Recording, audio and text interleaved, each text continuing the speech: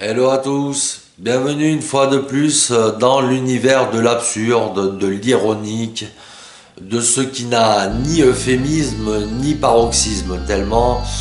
Aujourd'hui je vais converser sur le monde merveilleux du grotesque. Vous savez, ce truc qui relève de la jalousie, de la convoitise et leurs conséquences multiples et variées. Sachez que le grotesque, c'est le mensonge tout bonnement et qu'il n'a pas de limite. Et si on laisse passer le grotesque une seule fois dans nos oreilles sans réagir, alors c'est la porte ouverte à toutes les fenêtres. Son intention reste la même, quelle que soit l'ampleur qu'il prend. Il garde la même proportion. Un théorème mathématique fait référence au fait que si l'on prend un triangle et que l'on trace un trait parallèle à l'un des côtés, un deuxième triangle se forme, mais conserve, hormis ces mesures, les mêmes priorités que les angles restent les mêmes en gros. Je crois que c'est le théorème de Thalès si je ne m'abuse. Bref, pour vous dire que peu importe l'ampleur du mensonge émis, c'est du pareil au même.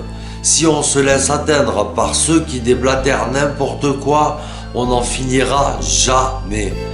Un jour, une personne m'a dit cette phrase, pas très recherchée je dois l'avouer, mais très utile quand on veut voir cette absurdité que dégage le grotesque. Cette phrase, la voilà. Tu t'en fous que les gens disent sur toi que tu manges du caca et l'affirment sans nulle place au doute, tant que tu sais toi ce que tu as vraiment dans ton assiette.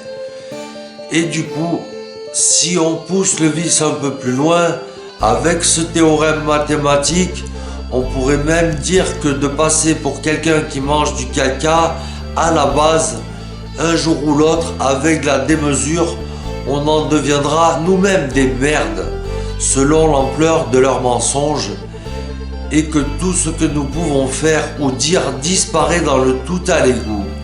Si je dis de la merde, mais que vous pensez la même que moi, et que vous avalez ces paroles, alors que vous prenez qu'il ne faut surtout pas m'écouter, simplement parce que vous ne voulez pas qu'on aille dire que j'ai du bon sens, et que vous êtes prêt à dire que je ne suis qu'un manipulateur juste pour vous construire sur moi, car hélas pour vous, on m'accorde plus d'importance que vous n'en avez, tout simplement.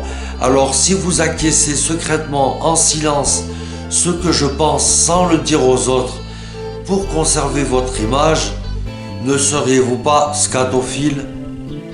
Belle ironie du sort, vous qui souriez jaune derrière vos paraîtres, en prétendant mon être de l'euphémisme du mensonge à son paroxysme. Tout garde le même angle de vue, car en réalité, dans le grotesque, il n'y a ni euphémisme ni paroxysme. C'est ça qui est bien chez les gens qui n'ont tellement pas de vie que leur seul intérêt pour pouvoir exister, c'est parler sur les autres, sans avoir rien à dire à la base, mais de fil en aiguille, s'ils sont amenés à être écoutés, ils ne feront plus que ça juste à cause de sa suffisance. Que les gens stoppent net ces colporteurs de rumeurs et de ragots, et s'ils ne le font pas, ne vous laissez pas atteindre par cette débilité ambiante qui gravite autour de vous. Il y a une phrase qui dit ceci: si les gens essaient de te descendre, c'est tout bonnement parce que tu es déjà au-dessus d'eux. Vous n'avez rien à prouver à qui que ce soit. Le mal que l'on dit de moi, je m'en contrecarre littéralement. D'ailleurs, j'ai adopté une technique qui m'est propre à moi, à l'entièreté de ma personne.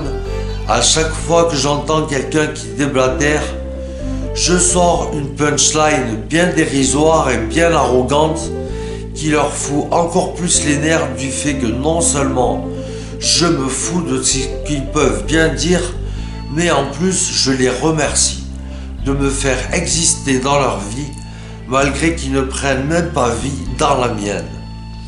Un jour, un texte, pour une cause, un prétexte, qui ne reste qu'un lest pour tous ceux qui détestent, pour réussir leur test du passage du grotesque. à méditer.